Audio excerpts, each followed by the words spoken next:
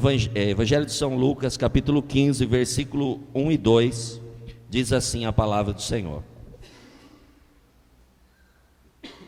Aproximavam-se de Jesus todos os publicanos e pecadores para o ouvir, e murmuravam os fariseus e os escribas, dizendo: Este recebe e come com eles.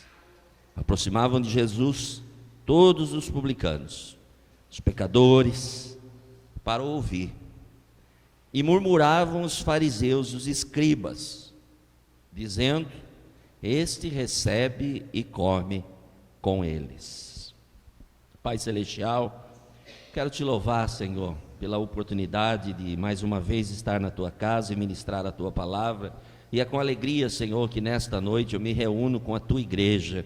Eu peço ao Senhor que fale conosco, segundo a necessidade que temos de ouvir a tua palavra em determinadas áreas de nossa vida.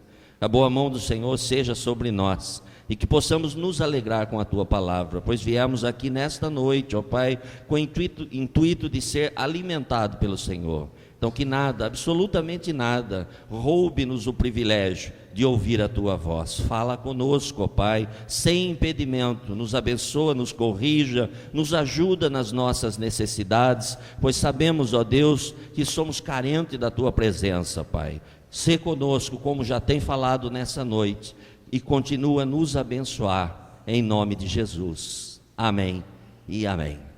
Esse texto, ele é extremamente interessante, pois nós vamos encontrar nesse capítulo específico 3 parábolas, falando de assuntos similares, assuntos parecidos, mas de extrema relevância. E o texto então começa a dizer que as pessoas se chegavam diante de Jesus, e haviam pessoas de todos os tipos, haviam publicanos, haviam pecadores, eram homens comuns que participavam de um momento especial ouvindo os ensinamentos de Jesus. Mas entre eles também havia uma classe de homens que eles costumavam murmurar. E o texto revela o nome desses homens, revelam quem eram esses homens. Eram os fariseus, eram aqueles homens letrados, aqueles homens que possuíam muito conhecimento, aqueles homens que sabiam bastante a respeito de quem era Deus, e também os escribas, aqueles que copiavam, que redigiam, aqueles que escreviam a respeito das coisas que lhes eram relatadas através do tempo. Mas esses homens, eles murmuravam, porque apesar de eles terem um extremo conhecimento, apesar de eles conhecerem de uma forma bem profunda a respeito de quem era Deus, ainda lhes faltavam algumas coisas, e eles então começavam a murmurar. Murmurar, os irmãos sabem o que é. Murmurar é falar baixo, não querendo que ninguém ouça, mas no fundo tentando dizer alguma coisa. Murmurar é exatamente isso. Não procurei no dicionário, veio aqui agora. Se vocês procurarem no gerúndio, talvez encontrem alguma coisa parecida. Murmurar é exatamente isso, é ficar falando sozinho, querendo que alguém ouça, reclamando e achando que tem razão, que tudo ao nosso redor é contra aquilo que nós pensamos, e então nós não somos às vezes favorecidos, ou murmuramos às vezes dizendo que outras pessoas não merecem. Murmurar é exatamente isso, e eles murmuravam, e eles achavam que não era correto, porque como pode Jesus receber pecadores para estar ao lado dele, e ainda mais comer com eles? Isso era algo terrível, isso era algo impróprio para a época, era algo que não era desejoso e não trazia nenhuma alegria. Então Jesus propôs algumas parábolas. E Jesus então ele começa a falar a parábola da ovelha perdida. E ele diz então, a partir do versículo 3, que havia, ele propõe a palavra dizendo: olha, qual dentre vós, versículo 4, é o homem que possuindo 100 ovelhas, perdendo uma delas, não deixa o rebanho e vai em busca da que se perdeu até encontrá-la, achando-a, põe-se sobre os ombros, cheio de júbilo. Eu preciso ficar com óculos, irmãos, eu tento não usar, mas não tem jeito, É um problema sério essa questão. Um dia vai dar tudo certo, lá na glória. Não vou precisar usar óculos lá, eu acredito.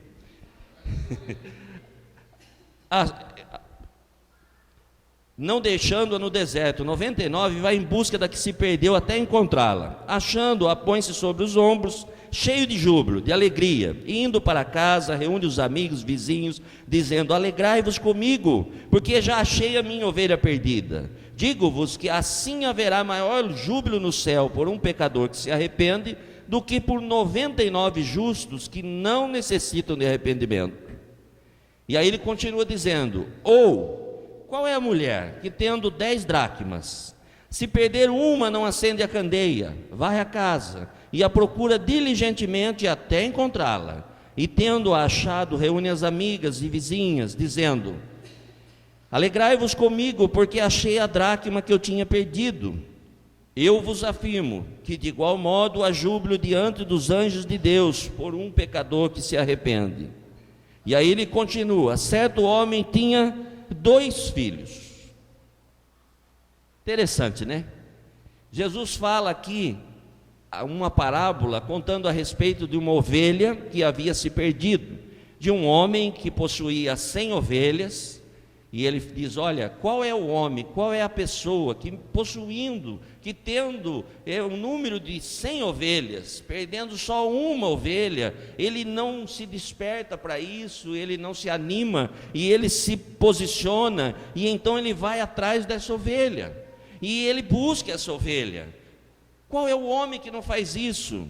Porque vocês, fariseus, vocês, escribas, conhecendo a respeito das ovelhas, vocês sabem que a ovelha, ela não tem senso de direção, que a ovelha, ela não consegue caminhar sozinha, que a ovelha sozinha, a tendência ela é se ferir. Então há uma necessidade tremenda de ir em busca dessa ovelha, há uma necessidade muito grande de ir atrás dessa ovelha para que ela não se perca. Então qual homem que não faria isso?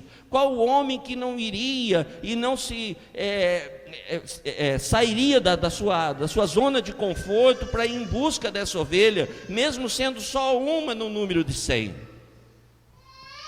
Observe que há uma coisa muito interessante. No meio de 100, uma ovelha se perde, representa 1%. Mas como é ovelha, há uma necessidade muito grande de ir em busca dessa ovelha. E depois Jesus, então, ele vai dizendo a respeito de uma parábola de uma mulher que ela possuía 10 dracmas, que representa recurso, dinheiro, finança, negócios. Ela possuía 10 dracmas e ela, devido aos afazeres da vida, devido às preocupações, à correria do dia a dia, uma só dracma das suas 10 dracmas acabaram se perdendo. Uma só acabou se perdendo, e ela, num determinado momento, ela percebeu. E então, qual é a pessoa que, percebendo que o negócio não foi bem, que as finanças estão minando, ela não corre atrás, ela não varre a casa, ela não se posiciona, ela não não dá um jeito de fazer tudo para que ela consiga encontrar? E então, encontrando, ela se alegra, ela chama as vizinhas, faz um bolo gostoso, né? Convida as vizinhas para se alegrar junto, para se deleitar pelo fato de ter encontrado aquilo que realmente era importante para ela, pois representava recursos e havia se perdido no meio da correria do dia a dia. Isso nos ensina algumas coisas, que no meio da nossa vida, às vezes nós fazemos alguns negócios que não dão tão certo. E aí nós precisamos de posição, nós precisamos nos posicionar, nos levantar e ir atrás, e batalhar, e fazer um esforço, fazer tudo o que for necessário para que a gente consiga angariar e trazer novamente aquilo que está perdido nas nossas finanças, nos nossos negócios, para que a gente possa encontrar uma estabilidade. Observe que era 10%, mas há necessidade. E aí o texto começa a falar então, numa outra parábola, a respeito de um homem que tinha 2 filhos, e os 2 viviam de uma forma interessante, e nós vamos falar a respeito desses 2 filhos. O texto diz que certo homem tinha 2 filhos, e esses 2 filhos eram de extrema importância para ele. e um dos filhos acabou saindo, e a Bíblia diz que esse homem não fez nada, esse homem ficou aguardando o filho.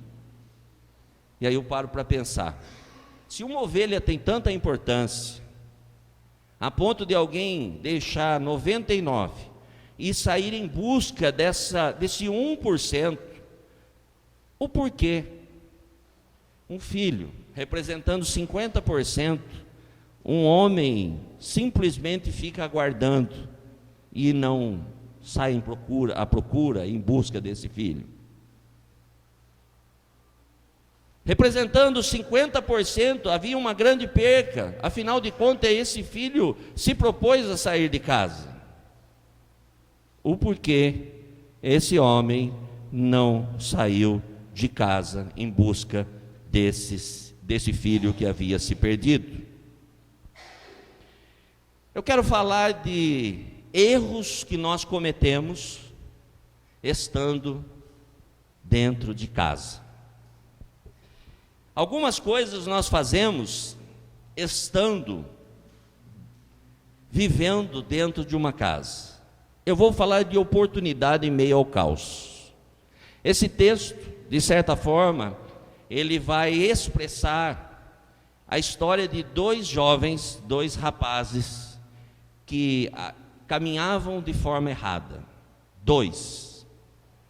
Quando nós olhamos para esse texto, nós vemos a epígrafe do texto falando a respeito de um filho pródigo, de alguém que vivia de forma errada, e às vezes sem notar, sem prestar atenção, sem olhar com um pouco de detalhe, nós achamos que havia um outro filho que realmente vivia de uma outra forma, e esse outro filho caminhava bem.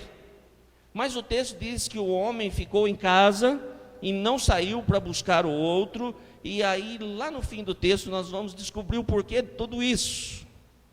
O texto então fala do erro que o filho pródigo cometeu. O primeiro erro que esse jovem cometeu, o versículo 12 diz: olha, o mais moço deles disse ao pai: dá-me a parte dos bens que me cabe. E ele lhes repartiu os haveres. O primeiro erro que esse filho cometeu é achar que o que ele possuía já era suficiente. Esse é um erro comum no nosso meio. Chega um determinado tempo da nossa vida, pelos nossos conhecimentos, pela nossa caminhada cristã, pela forma como nós expressamos os nossos louvores, pela forma como nós nos posicionamos, pela forma como nós frequentamos os cultos, muitas das vezes nós achamos que já é suficiente. E achamos que nós estamos num outro patamar, e esse patamar que nós alcançamos não nos permite então viver de uma maneira simples aonde nós nos encontramos. E o texto fala então que esse jovem, ele procurou o pai, e procurando o pai ele cometeu um erro tremendo e grave, achando que aquilo que ele tinha já seria suficiente, não precisaria de mais nada. E então ele disse ao pai: olha, eu necessito que o Senhor me dê a parte dos bens que me cabe. Eu não quero nada mais do que é meu, eu quero só o que é meu, eu quero só aquilo que já me pertence. E aí ele comete então o segundo erro. Versículo 13 diz que, passado alguns dias, o filho mais moço, ajuntando tudo o que era seu, partiu para uma terra distante e lá dissipou todos os bens, vivendo de forma dissoluta. O segundo erro desse jovem foi se afastar da sua casa, se afastar da sua residência, se afastar do local onde lhe dava estabilidade e segurança, só pelo fato de achar-se suficiente. O texto não diz, mas dá a impressão que esse jovem era um adolescente. Já reparou como adolescente sabe tudo, conhece a respeito de tudo, tem a resposta certa para tudo, né? Acha que os pais não sabem de nada, acha que os pais, me perdoa os adolescentes aí, tá? Mas saiu aqui, né? Mas vocês são gente boa. Mas o adolescente, normalmente, ele acha que ele é o bambambam, que ele pode todas as coisas, e alguns sem perceber, fazem exatamente como esse moço. Se distanciam do porto seguro, se distanciam daquilo que lhe dá segurança. Vai para longe da casa. Longe de casa não há segurança, longe de casa há solidão. Mas às vezes as pessoas acabam não se apercebendo disso e acabam se afastando em demasia, vão para um lugar bem distante. O texto diz que esse jovem foi para um lugar distante e lá ele dissipou, ou seja, ele acabou com os seus bens, vivendo de uma forma desregrada, vivendo da maneira que ele achava conveniente, sem nenhuma ajuda, sem nenhuma direção, vivendo do jeito que ele queria, sem precisar ouvir, sem precisar fazer o que lhe era pedido, sem precisar fazer nada. Às vezes nós ouvimos, conforme foi lido aqui hoje, ouvimos a palavra de Deus e achamos que a palavra de Deus não é bem assim. Algumas coisas nós precisamos trazer para o nosso tempo, para a nossa época, porque afinal de contas, hoje o tempo é diferente, de fato é diferente. Hoje nós precisamos lutar muito, porque há muitas coisas acontecendo que não permite que nós possamos respeitar Deus como é devido o respeito. Nós perdemos o temor, porque nós perdemos o sentido do que é família. Nós não sabemos mais. Essa geração atual, elas não conhecem o sentido da família, porque moram dentro da casa, mas não sabem quem é a família. Afinal de contas, cada um tem a sua vida. Então, nós perdemos esse sentido. Então, esse jovem, ele acaba se afastando, e isso acaba trazendo consequências. O versículo 14 nos ensina que há um grande erro quando nós não planejamos as coisas. Não é errado tomar decisões e em algum momento nos afastar, mas tem que ser planejado, tem que ser da maneira certa, do jeito certo. O versículo 14 diz que depois de ter consumido tudo, sobreveio àquele país onde ele estava uma grande fome, e ele começou a passar necessidade. Ele começou a passar dificuldade, ele começou a encontrar embaraços no seu caminho, ele passou a encontrar coisas que não estavam na sua mente, ou ele não imaginava que encontraria, e aí ele vê a consequência de se afastar do Pai. Versículo 15, diz que ele perde sua identidade. Quem se afasta perde a identidade. Quem se afasta passa a não fazer mais parte. O versículo 15 diz: olha, então ele se foi e agregou a um dos cidadãos daquela terra, e este mandou para os seus campos guardar porcos. Observe que esse jovem, ele tinha uma casa, que esse jovem, ele tinha uma família, que esse jovem, ele possuía recursos, embora já houvesse naquele momento acabados os recursos que ele julgava ser dele. Ele perdeu a identidade, o fato dele se afastar, o fato dele ter cometido alguns erros, fez com que ele perdesse a sua identidade. Ele se afastou do Pai e isso trouxe consequência para a sua vida. Quando nós nos afastamos da casa de Deus, quando nós deixamos de ouvir a voz de Deus, quando nós deixamos de cumprir aquilo que Deus coloca diante de nós, nós vamos sofrer consequências. Pode parecer que não, pode parecer que está tudo certo, mas sem Deus, eu e você não passamos de um ser humano, somente de uma criatura. Mesmo com conhecimento, observe que os fariseus tinham conhecimento, estavam diante de Jesus, com todo o conhecimento que eles tinham, eles não conseguiram identificar quem era Jesus. Observe que se nós nos afastarmos, se nós nos distanciarmos, nós vamos com o tempo perdendo a nossa identidade, nós vamos deixando de ser quem nós éramos. nós vamos deixando de sentir a presença de Deus, nós vamos deixando de fazer aquilo que trazia alegria ao nosso coração. Com o passar do tempo, entrar na casa de Deus já não traz mais alegria, pelo contrário, parece uma tortura passar um tempo na presença de Deus, ouvindo alguém falar a respeito de um Deus que nós sabemos que existe, mas com o passar do tempo ele se torna tão longe, tão vago, que nós não conseguimos sentir mais a tua presença. Observe que existem consequências graves quando nós nos distanciamos da casa de Deus.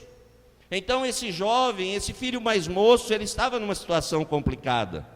Afinal de contas, ele havia deixado o teu porto seguro, ele havia saído da onde, de certa forma, havia uma grande segurança, pois o seu pai possuía bens, e ele possuía riquezas, ele tinha tudo que ele queria, mas achando que era dono de si, ele se distanciou.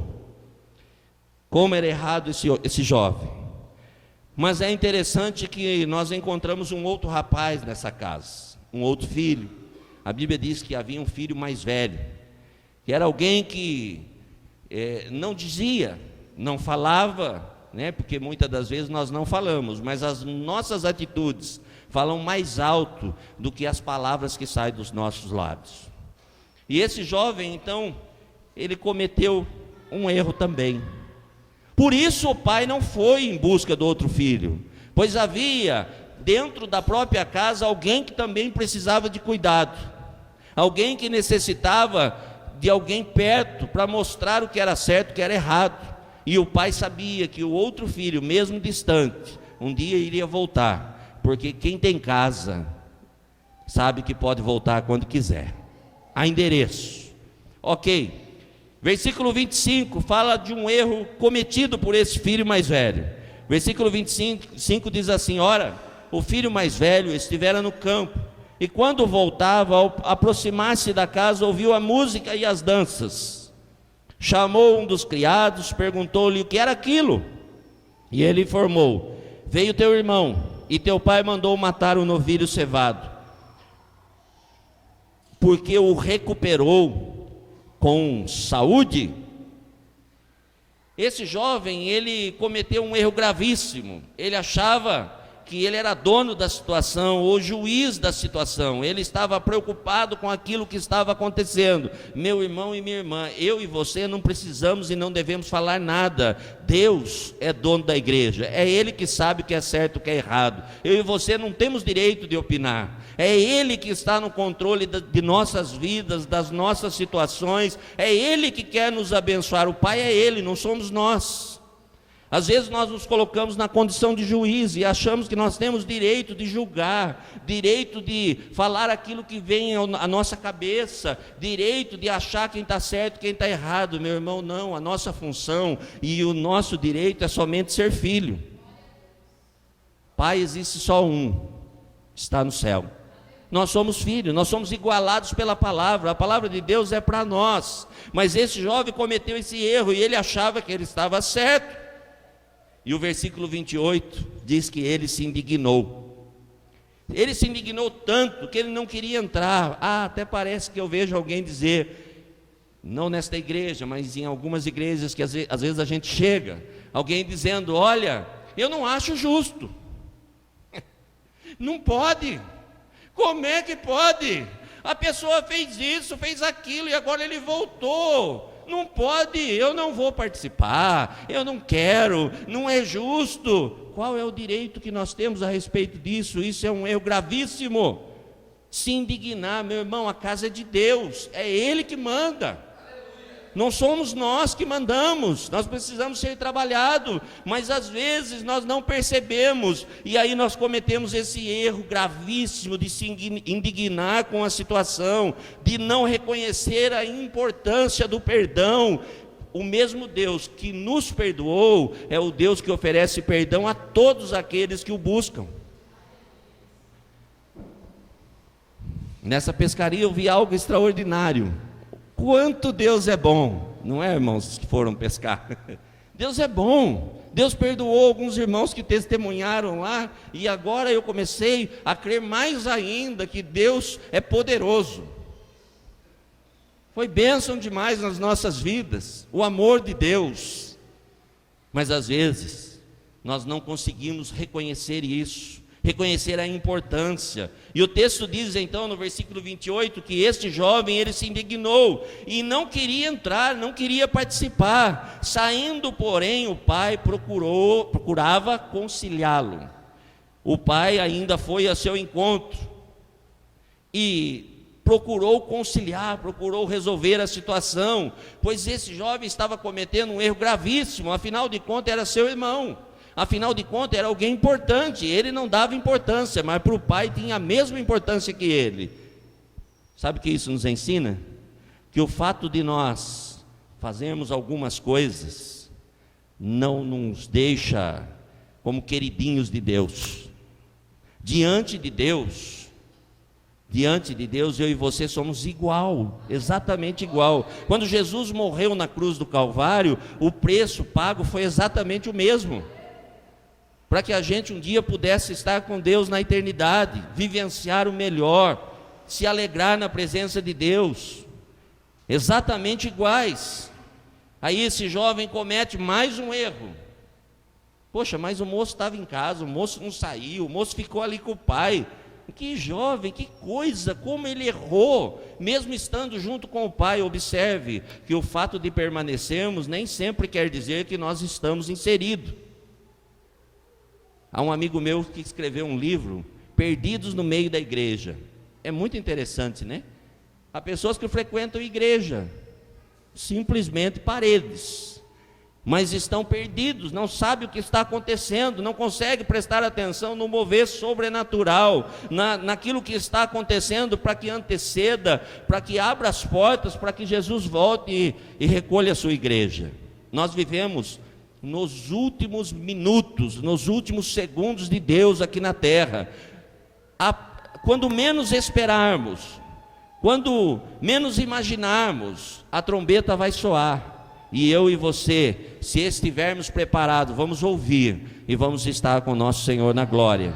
Ainda que alguns digam que não, algumas pessoas acham que não vai acontecer, algumas pessoas acham que isso não passa de tolice, mas a palavra de Deus nos garante que o Senhor está às portas, e se nós estivermos atentos ao Senhor que está às portas, nós iremos cear com Ele. No livro de Apocalipse, no capítulo 3, nós vemos a palavra de Deus dizendo: eis que estou à porta e bato, se alguém abrir. O texto está dizendo que muitas das vezes o Senhor está do lado de fora, e Ele está batendo, Ele está querendo entrar, e se nós abrirmos, prestarmos atenção, deixarmos Ele entrar, Ele vai cear conosco, nós iremos nos alegrar, nós iremos ser abençoados, nós iremos verdadeiramente conhecer o Deus que nós servimos, mas precisamos estar atentos, para não cometer erros. Esse jovem então, ele comete mais um erro, e esse erro muitas das vezes, sem perceber, nós cometemos. O versículo 29 relata esse erro. Mas esse jovem respondeu ao seu pai: há tantos anos que te sirvo, sem jamais transgredir uma ordem tua. Eu sou bonzinho, ele estava dizendo. Ele estava dizendo: olha, o meu irmão não presta, ele não vale nada, olha o que ele fez. Eu não, eu estou aqui, é que o senhor não está prestando atenção. Irmãos, nós precisamos tomar cuidado com aquilo que nós falamos, porque a nossa palavra, ela tem muito poder. A nossa palavra nem sempre diz aquilo que nós queremos dizer. Então ele estava dizendo ao pai: olha, veja bem, o senhor não está prestando atenção, o senhor acha então que o senhor está certo?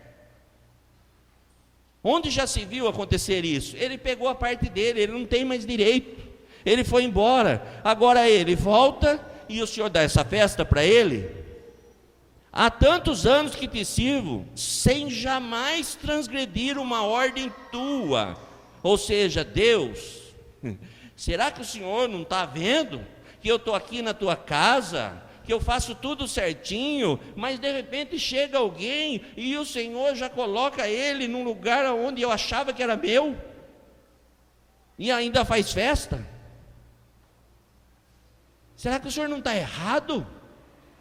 Esse jovem dizia ao pai: há tantos anos, sem jamais transgredir uma ordem tua, e nunca me deste um cabrito sequer, para alegrar-me com os meus amigos. E nunca o Senhor deu nada para mim, e nunca o Senhor ofereceu para mim, ou matou um cabrito e mandou chamar os meus amigos. Vindo, porém, esse teu filho, que desperdiçou todos os seus bens com meretrizes, tu mandaste matar para ele um novilho cevado, o que tinha de melhor. Então lhe respondeu o pai: meu filho, tu sempre está comigo, tudo que é meu é teu. Um outro erro: não prestar atenção naquilo que já está nas nossas mãos.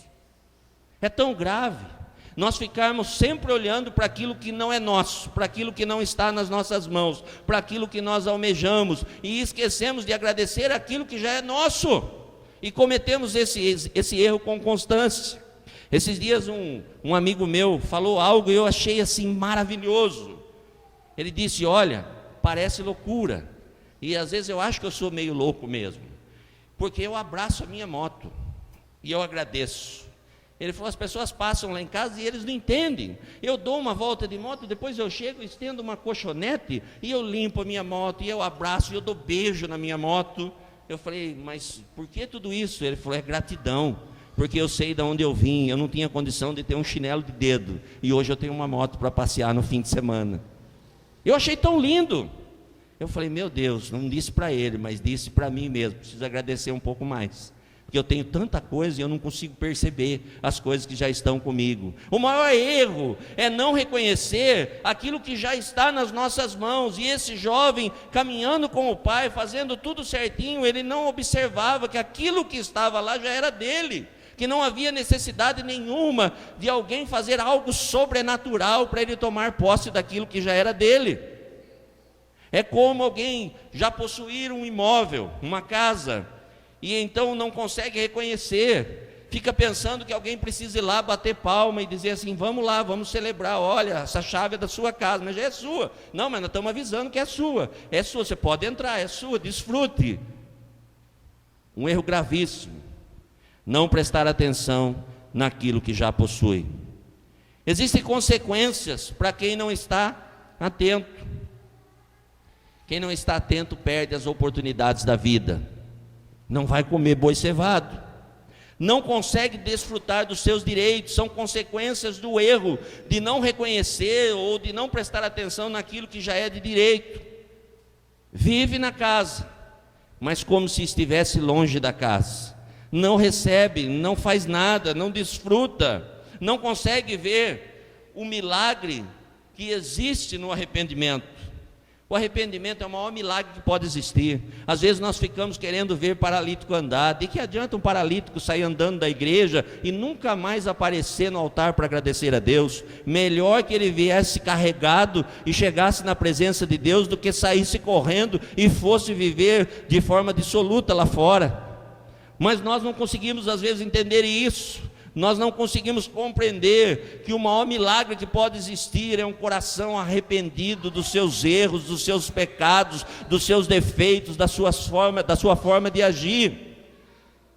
E esse jovem então, ele não conseguia receber, não conseguia entender essas coisas que estavam acontecendo. Por isso, eu vejo esse texto dando duas oportunidades dentro da mesma casa. Oportunidade para os dois. O versículo 17 relata que aquele jovem caiu em si.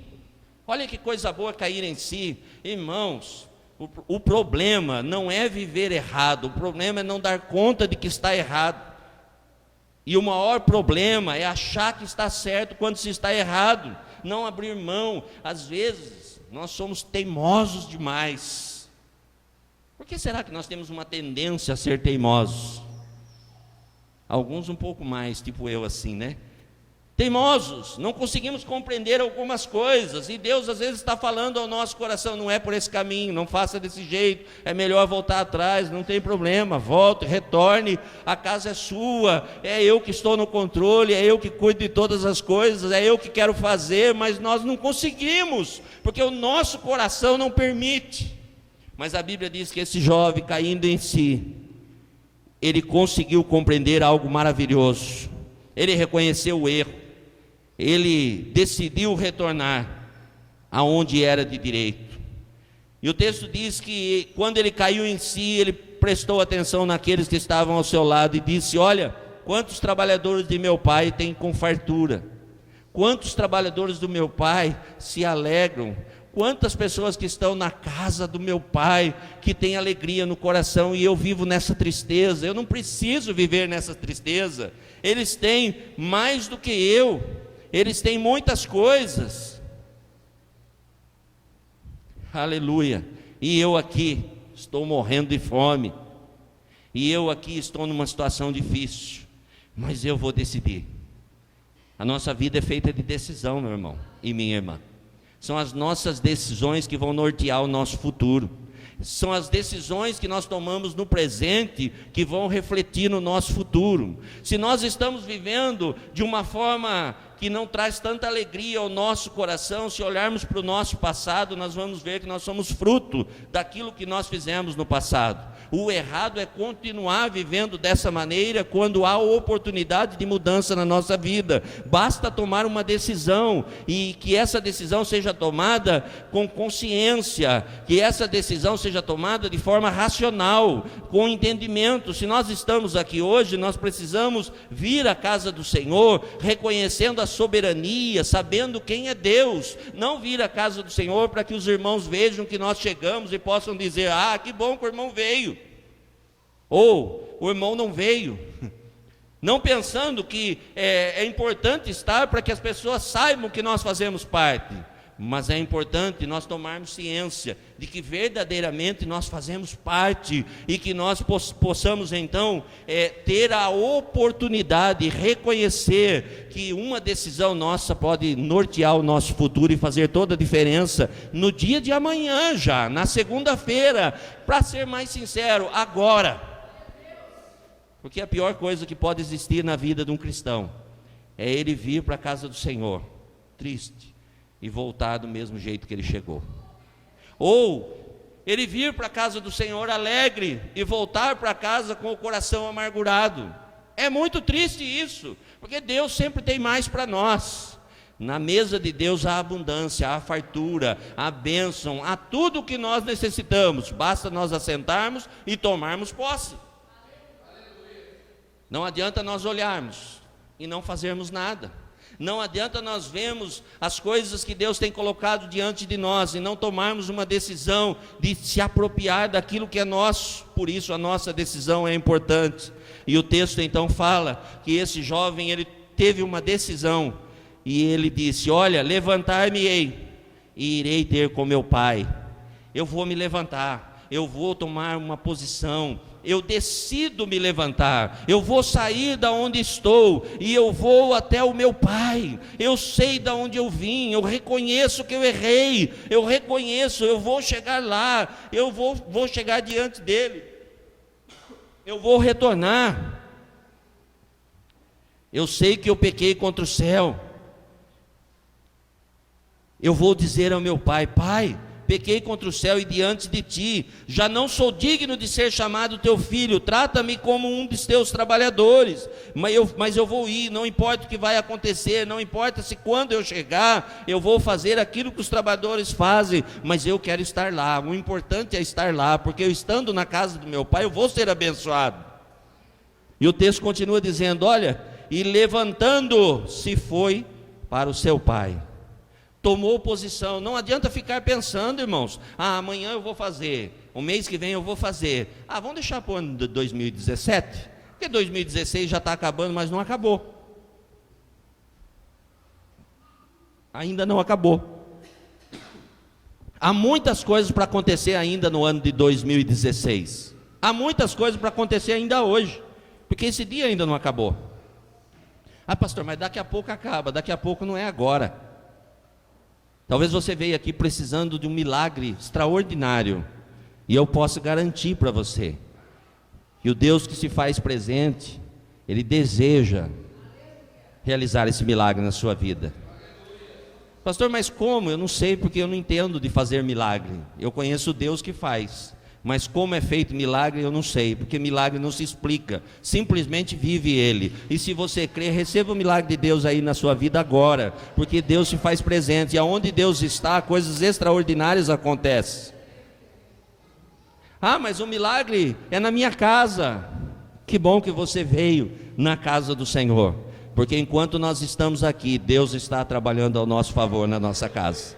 E quando você chegar na sua casa, algo já aconteceu, alguma coisa já mudou lá. Aqui o ambiente já não é o mesmo, pois o seu coração não é o mesmo, pois aqui você chegou na presença de Deus e você se alegrou. Talvez lá você estivesse triste, pensando algumas coisas, mas agora, com certeza, a presença de Deus tão real na minha e na sua vida vai trazer alegria, e a nossa mente pensará de forma diferente. Então as coisas já mudaram na nossa casa.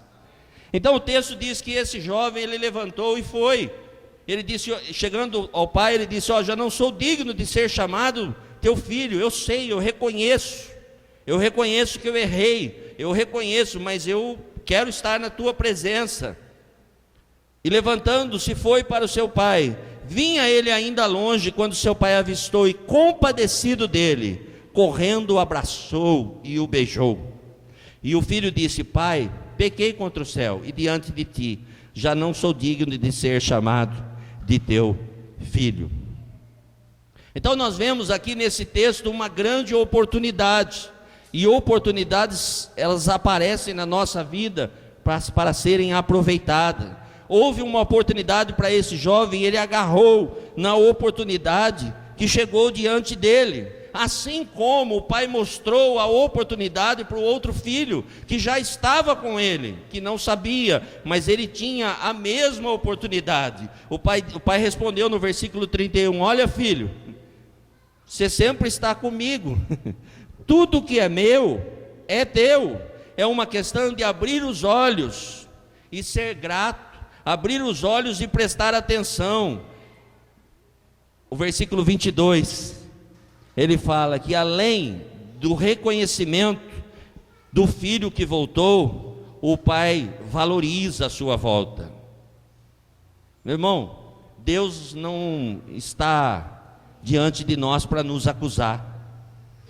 Nós precisamos conhecer melhor quem é Deus. Às vezes nós achamos que o fato de nos apresentarmos diante de Deus depois de ter cometido algum erro, Deus vai chegar e falar assim, eu disse para você não fazer isso, eu disse para você não fazer isso, eu falei para você não fazer isso. É coisa humana. O Senhor enviou o que ele tinha de mais precioso para estar na cruz do Calvário, e não foi à toa, e ele não se arrepende daquilo que ele fez.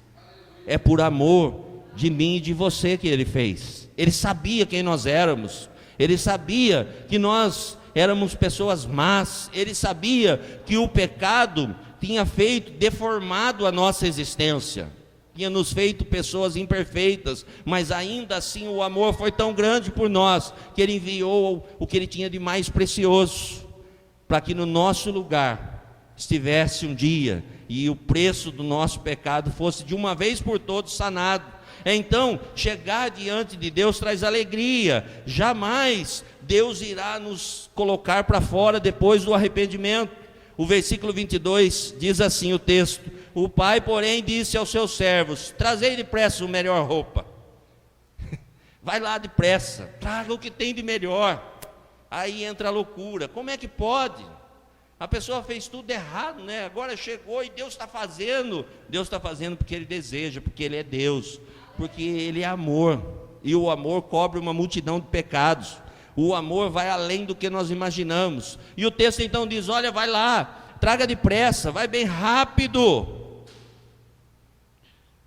traz a melhor roupa, veste, põe-lhe um anel no dedo, sandália nos pés, trazei também e matai o novilho cevado, comamos e regozijamos, porque este meu filho estava morto e reviveu, estava perdido e foi achado. E começaram então a regozijar, e começaram então a se alegrar. Deus sempre quer e vai nos abençoar. Depois de uma decisão e de uma atitude, tem bênção na nossa vida. Depois da nossa decisão, é só aguardar que a bênção vai chegar diante de nós, pois a promessa de Deus de bênção sobre a nossa vida. Deus sempre vai nos guardar, sempre vai nos abençoar. O texto também fala para o outro jovem, quando o pai chega no versículo 31 e diz: olha, meu filho, você não está entendendo nada, é por isso que eu fiquei, porque o filho tinha ido embora, mas se eu fosse embora você ia se perder também, porque você não compreende nada da vida, e eu sei que um dia ele ia voltar, porque a casa dele é aqui, esse é o endereço dele, aqui é o lugar que ele mora, aqui é o lugar onde ele é abençoado. Eu sabia que um dia ele ia voltar, então eu fiquei aqui aguardando, todos os dias esperando, mas eu não podia sair, porque você achava que estava bem, mas necessitava de tanto cuidado quanto ele. Afinal de contas, você não conseguiu compreender que você sempre está comigo, e tudo que eu tenho é teu. O pai mostra a outro filho que é preciso valorizar, pois tendo tudo e não valorizando, não tendo gratidão, nada tem valor.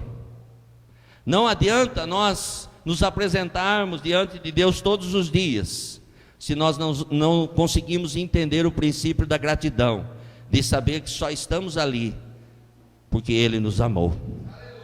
Quando nós oramos, nós precisamos entender que nós estamos falando com Deus, porque Ele nos amou, e isso deve alegrar o nosso coração, e isso deve trazer alegria para cada um de nós, pois Deus se importa conosco, Deus quer nos abençoar. Para Deus não há mais importante, 50% ficou, 50% foi embora, mas Deus queria os 100%, como Ele quer até hoje, os 100%, o que vai alegrar, o que vai trazer bênção na nossa vida são as decisões que nós vamos tomar. Então, independente de como nós estamos, sempre, enquanto houver vida, Deus irá nos dar oportunidade, sempre.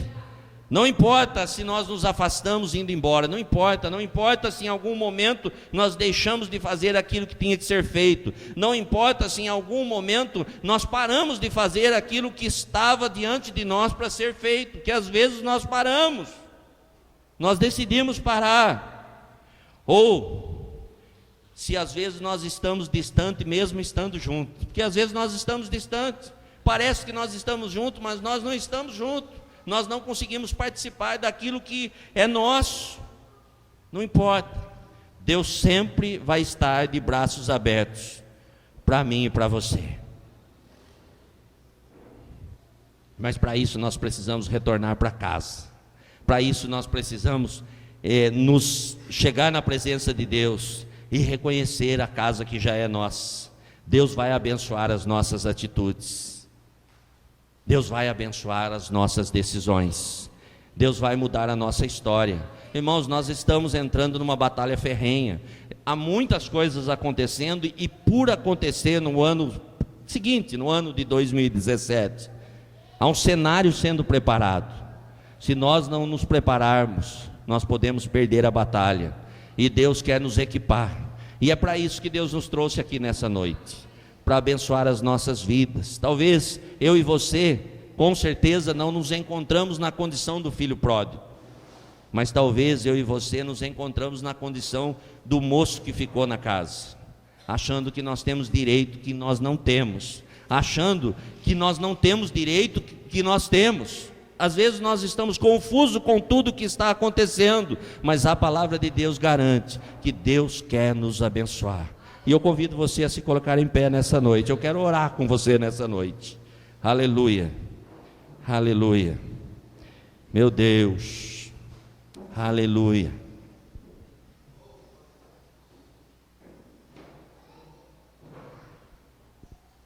Aleluia, aleluia. Eu gostaria que você fechasse seus olhos por um instante, para a gente estar orando. Aleluia. Talvez, diante desse texto, de alguma forma Deus tenha falado ao seu coração, ou coisas que necessitavam ser ditas, e você reconheça a necessidade de retornar para Deus. Não retornar para a igreja, retornar para Deus, de novo, de verdade, buscando a presença de Deus, se alegrando na presença de Deus. Talvez você não consiga reconhecer ou ver aquilo que é seu, Talvez você esteja na casa de Deus, mas não consiga tomar posse daquilo que já é seu. Meu irmão e minha irmã, Deus tem o melhor para você. Esse é o melhor lugar para estar. Mas talvez você não consiga ver o que Deus tem para você na casa dele. Talvez os seus olhos estejam ofuscados. Eu vim para dizer que hoje é dia de vitória. Hoje é dia de bênção. Hoje é dia de alegria no coração. Hoje é dia de se alegrar na presença de Deus. Hoje é dia de reconhecer quem nós somos e quem Deus é. Hoje é dia de decisão, é dia de atitude. E isso depende de nós.